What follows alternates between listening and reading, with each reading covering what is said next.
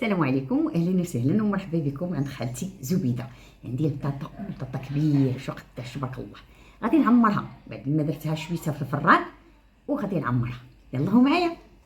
هانتوما غادي نقطع، غادي نحيد هذاك الفوقاني طبعا بحال عادي باش نخويها من الوسط بحال هكا، وغادي نخويها بالمعلقه من الوسط وغنديرو هنايا عادي بحال هكا، وغادي نبدا نخويها. عندي هنا البيض ندير مليحه نخلط مزيان بحال هكايا ياك. نزيد شويه د لاكريم، ما عندكش كتزيدي الفرماج المربع على شويه الحليب. المهم انا درت هنا الفرماج لاكريم وكنخلطها مزيان بحال هكايا. قلا كندير فيها شويه الزبده وكنخليها تذوب الزبده باش ندير عليها ندير فيها داك البيض اللي درت،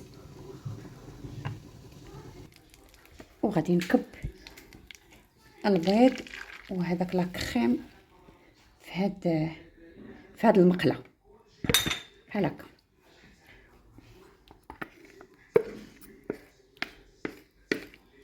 فوالا، وما نخليهاش، غنبقى كل مره نحركها بحال هكايا.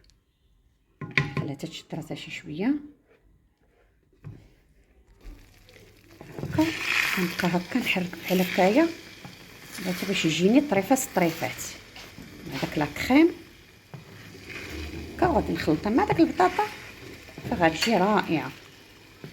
داك الملحه واقيلا ما عرفتش واش درتي، ما درتش الملحه في البيض.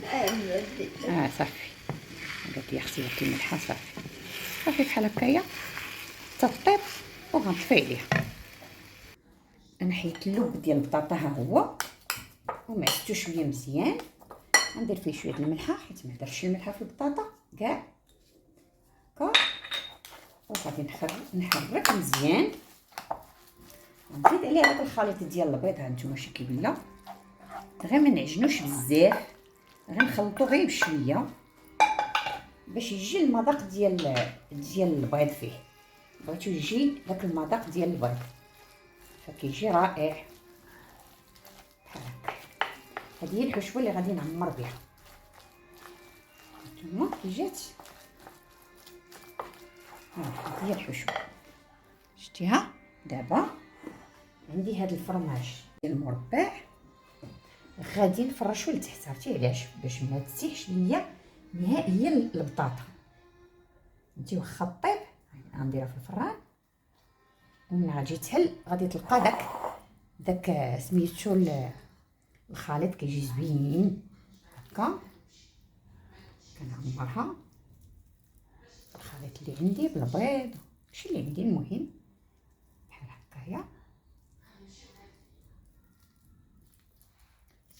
غتجي واعره، كتجي واعره بحال هكا.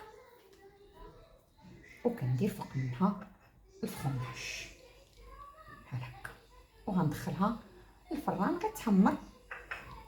وها البطاطا عندي واعره وبصحه وراحه.